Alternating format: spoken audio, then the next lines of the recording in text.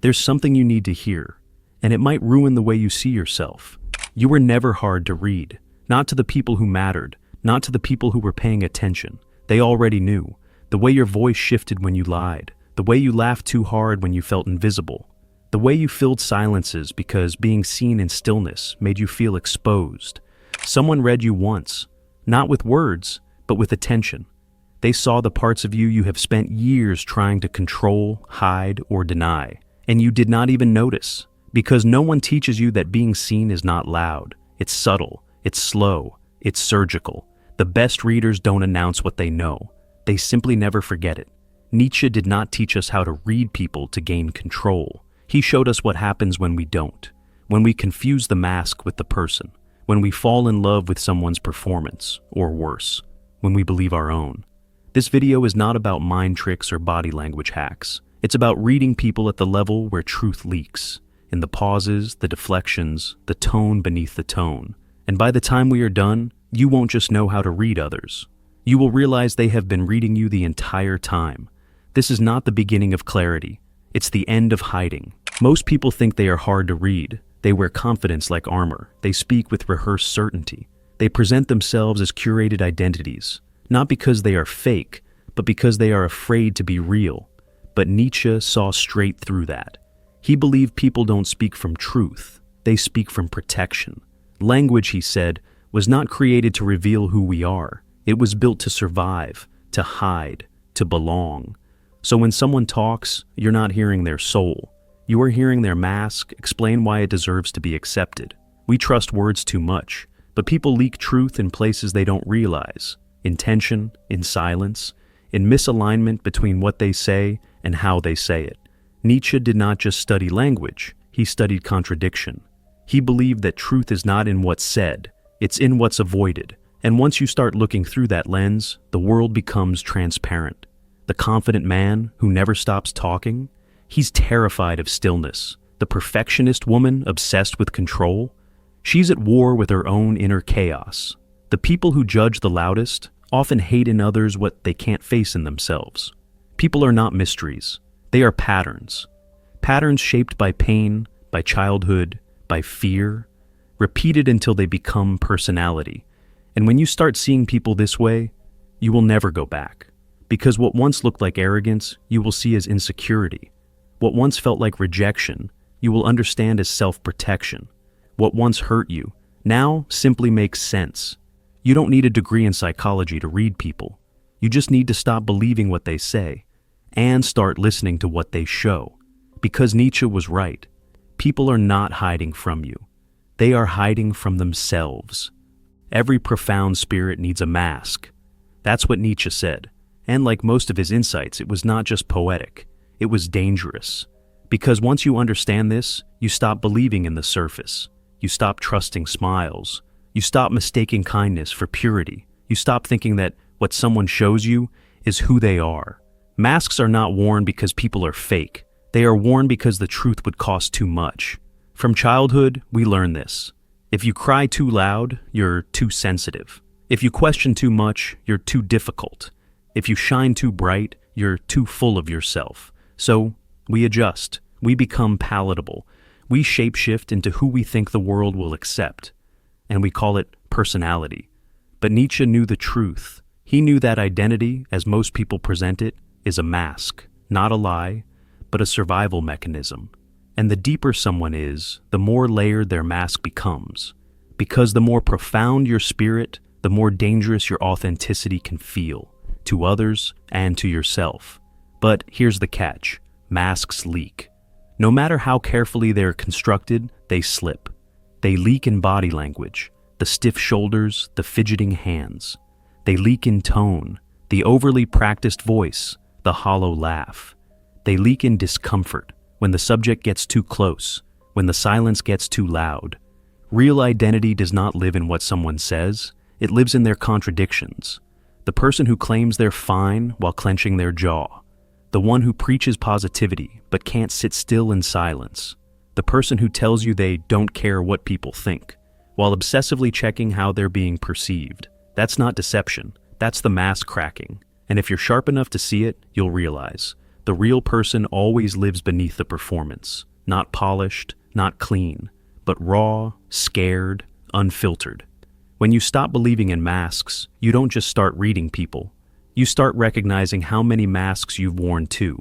And that's where clarity begins. Not when you decode others, but when you finally stop pretending you were never one of them. Reading people is not magic. It's not a sixth sense. It's not some gifted intuition that only a few rare minds possess. Smart people don't read others because they're special. They read people because they pay attention to what most others ignore. They have trained themselves to see the repetitions that others dismiss. Because the truth is, people are shockingly predictable. Not because they lack depth, but because they're shaped by unfinished stories they keep acting out. You will hear someone say, "I just have a feeling about them." But smart readers don't rely on feelings. They rely on data, small, consistent signals that repeat across conversations, moods, and moments. It starts with tone shifts, the slight hesitation before someone agrees with something they don't believe, the voice that rises when someone's trying to sound confident but isn't. Then come the contradictions, the person who says they're so chill but can't stop correcting others, the man who says he doesn't care about status but keeps name-dropping, the woman who talks about independence while begging to be chosen. These aren't accidents. They are symptoms of a deeper pattern. And then there's timing, that strange delay when someone's asked a personal question, that moment when they repeat themselves just to fill space, that sudden shift of topic when the subject hits too close. These are not flaws, they're fault lines. The cracks where the performance thins and the truth begins to seep through. The smartest people don't look for what's loud, they look for what's off. They don't obsess over details. They watch for emotional fingerprints, the things people don't know they're doing. Because real clarity isn't magic. It's not even intuition. It's discipline. It's pattern recognition. It's learning how to stay quiet long enough to see what people are trying not to show. And once you've trained that muscle, the world stops feeling random. You stop getting blindsided, and the mask everyone's wearing, it starts to look like glass. These are not insights. They are weapons. Not the kind you use on others, the kind that disarm your illusions. Nietzsche did not study people to judge them. He studied them to see through them. And what he saw was not pretty. 1. Everyone wears a mask, not to lie, but to survive. What you see is not the person. It's the version of them that survived rejection. The louder the confidence, the more fragile the self. 2. People hate in others what they refuse to face in themselves. Mocking the arrogant. Check your self-worth. Shaming the fake. Look at your own performance. Criticism is a mirror, tilted at someone else to avoid your own reflection. 3. Silence is louder than speech.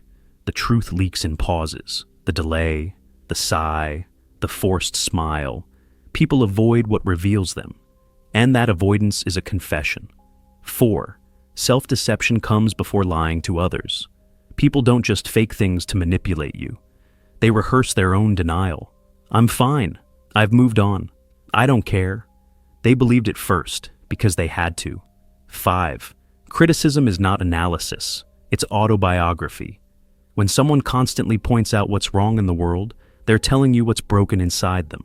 Every complaint has an origin story. 6. Confidence is often a costume for guilt. The people who seem most composed, they're often performing certainty to bury something they can't forgive in themselves. 7. Exaggeration reveals the insecurity underneath. I never care. I'm always happy. I don't need anyone. The more extreme the claim, the louder the fear it's hiding. 8. The hunger for control comes from inner chaos. People who micromanage everything aren't strong. They're scared. Controlling others is easier than confronting yourself. 9. Loud morality is often disguised superiority. The louder someone proclaims their virtue, the more they're hiding something behind it. Real goodness is quiet. Performance is insecurity in disguise. 10. People don't fear being hurt. They fear being seen. Being vulnerable isn't dangerous because of pain. It's dangerous because it threatens the identity we've built. Exposure is ego death. 11. What someone defends most, they doubt most deeply. If someone over-explains their beliefs, watch closely.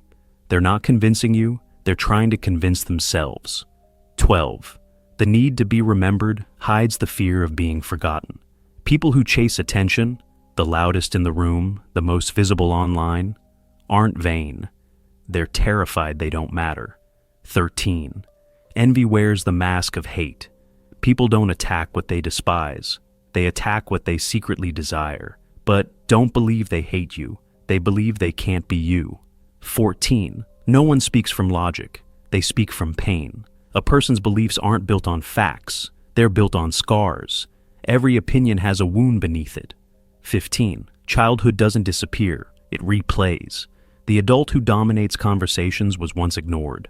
The woman who hides emotions was punished for expressing them. Behavior is biography. 16. People hide uncertainty to avoid collapse. The more rigid someone's worldview, the more fragile their identity. Flexibility is strength. Dogma is fear with a megaphone. 17. Desperation dresses up as independence. I don't need anyone often means I've given up on being chosen. Watch for the people who isolate not because they're strong, but because they're tired of being disappointed. 18. Patterns are confessions. You don't need someone to tell you who they are. Watch their habits, the way they withdraw, the way they respond to silence, the people they chase or avoid. Their pattern isn't random, it's a scar replaying. Final reflection. Nietzsche did not hand us these truths to manipulate others. He gave them to us so we could stop confusing noise with honesty, performance with identity, and trauma with personality. And once you learn to see these patterns, you'll realize people are not mysterious. They are exposed, if you know how to look. Every joke, every compliment, every insult, every silence. It all comes from somewhere. The mistake most people make is believing behavior is random, or worse, rational. But Nietzsche knew better. He knew people don't speak from logic. They speak from fear. They don't argue because they're confident. They argue because they're scared their belief is all they have. They don't brag because they're proud. They brag because they're terrified of being overlooked. They don't stay quiet because they're calm. They stay quiet because somewhere in childhood, silence became safety. The real question isn't what someone says, it's why they said it. A person who interrupts constantly, they were once unheard. A man who mocks emotion, he was taught vulnerability equals weakness. The friend who never asks questions about your life, they've been trained that attention is a resource and they were never given any. And here's the twist. They're not doing it consciously. They're surviving on autopilot. Because behind the sharpest intellect is usually a fear of being seen as dumb. Behind the need to be perfect is guilt that's never been named. Behind power, more often than not, shame. Shame for what they failed to do. Shame for what they became. Shame for the parts of themselves they buried just to function. But you'll never hear that spoken. You'll only see it in the way they correct others too quickly, the way they cling to structure, the way they shut down when intimacy enters the room. And if you're listening, if you're not just watching the performance but decoding the origin of it, you'll understand something most people never do. Behavior isn't a message, it's a cover, a shield built around a wound. And when you stop reacting to the surface and start asking, what pain is this protecting? You don't just become perceptive, you become free, because the world stops feeling personal. The anger, the coldness, the withdrawal, it was never about you, it was about them, and it always was. We live in an age of hyper-performance, online, at work, even in conversations with people we love. We're always on stage. Every Instagram caption, every "I'm doing great" text, every outfit, every opinion, every delayed reply, performance. But Nietzsche saw it before filters and followers ever existed. He wrote, "People don't live as they are. They live as the version of themselves they believe will be accepted." And that's the problem. We think people are hiding from us. But most of the time, they're hiding from themselves. You see it every day. The man who constantly talks about how strong he is because he's terrified of ever being seen as weak. The woman who posts endless quotes about healing because she hasn't allowed herself to feel anything real in years. The friend who never stops joking because silence makes him remember something he hasn't healed.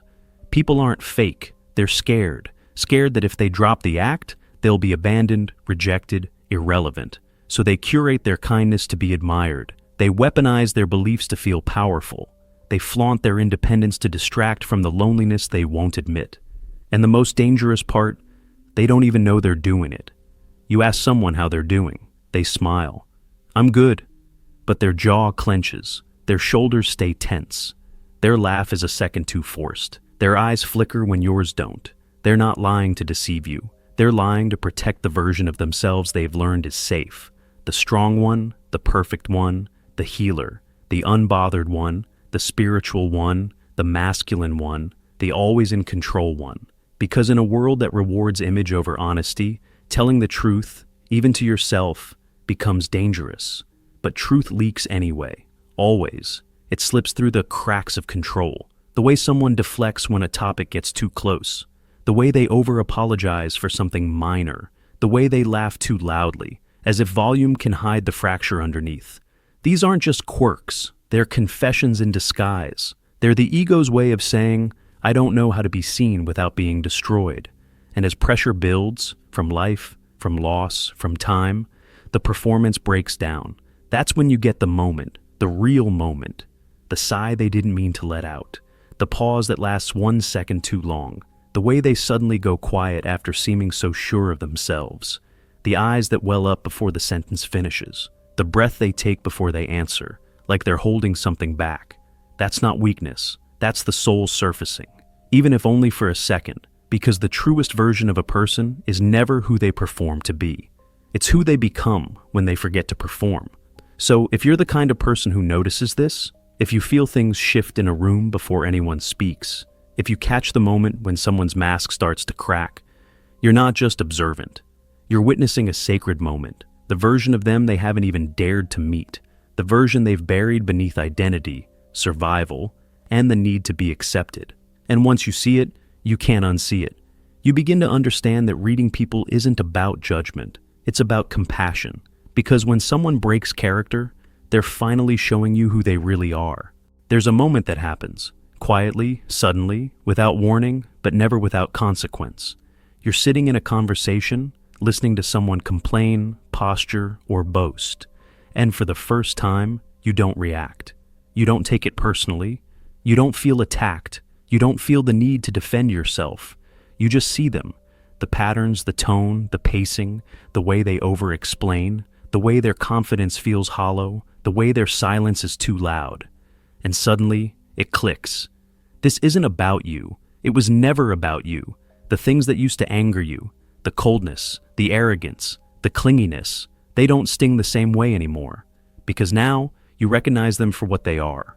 Wounds wearing armor. It's not weakness, it's survival. Just dressed up as dominance, silence, or virtue. And when you finally see that, something irreversible happens. Empathy becomes inevitable. Not the sweet performative kind. Not the kind that says, I understand to win moral points. But the kind that's born from grief. The kind that comes from knowing how hard it is to be human. Because once you see what people are really running from, once you see the guilt behind the bragging, the fear behind the control, the sadness behind the silence, you stop engaging with the mask and start recognizing the pain that built it. That's what Nietzsche wanted. Not to give you a tool for power, not to help you manipulate people, but to help you stop being fooled. Because the real danger isn't that people lie, it's that they believe their own lies, and then they expect you to live inside them. They expect you to respond to the character, not the truth behind the role. And if you can't see through it, you fall for the theater. You chase validation from people who are deeply insecure. You fear the rejection of someone terrified of connection. You feel inferior to someone who's secretly crumbling inside. But when you finally see people clearly, everything changes. You don't flinch at rejection, because now you know rejection isn't truth. It's a wound reflex. You don't get baited by conflict, because drama isn't danger, it's dysregulation. You don't get seduced by confidence, because loud isn't strong, it's scared. You begin to read the situation instead of reacting to the emotion. And in that space, clarity kills confusion. You stop asking, why are they doing this to me? And start wondering, what part of them is hurting so much that this is how they survive? And in that clarity, anger dies, because you're no longer fighting reality. You're no longer taking someone else's trauma as your truth. You're no longer making their dysfunction your responsibility. You don't become weaker. You become unshakable.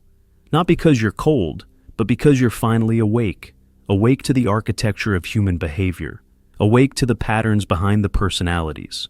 Awake to the fact that most people aren't dangerous, they're just scared. And once you see that, you stop needing to fight. You start choosing to understand.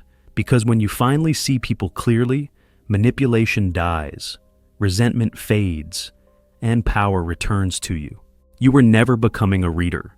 You were remembering something ancient, something buried. The truth has always been visible. You just were not taught how to see it. Because no one teaches you that people leak their story in every gesture, in every contradiction, in every silence they try to fill. But now you know. And more importantly, now you see, what looked like ego was fear. What felt like rejection was self-protection. What you once took personally was never about you. You're not just reading people now. You are remembering that the patterns were always there. You just needed someone to point to them. And here's the paradox. The more clearly you see others, the less you feel the need to defend yourself. Because what used to confuse you no longer touches you. You don't need to react when you understand. You are not standing above people now. You are standing with them, finally seeing what they've been too scared to face. This was never about judgment. It was about awakening to the pain behind the perfection, to the wounds behind the armor, to the humanity behind the behavior. And if you've ever felt like people didn't understand you, like they misread your silence, your strength, your softness, now you understand why. They were not trying to misunderstand you. They were wearing masks too. And people in masks can't recognize the faces of others. But here's what Nietzsche understood best. Power is not about being unreadable. It's about being seen, fully, deeply, and still being chosen. That's not weakness. That's the highest form of strength. So, remember this. You were never truly hidden. They already know who you are. Now, finally, you do too.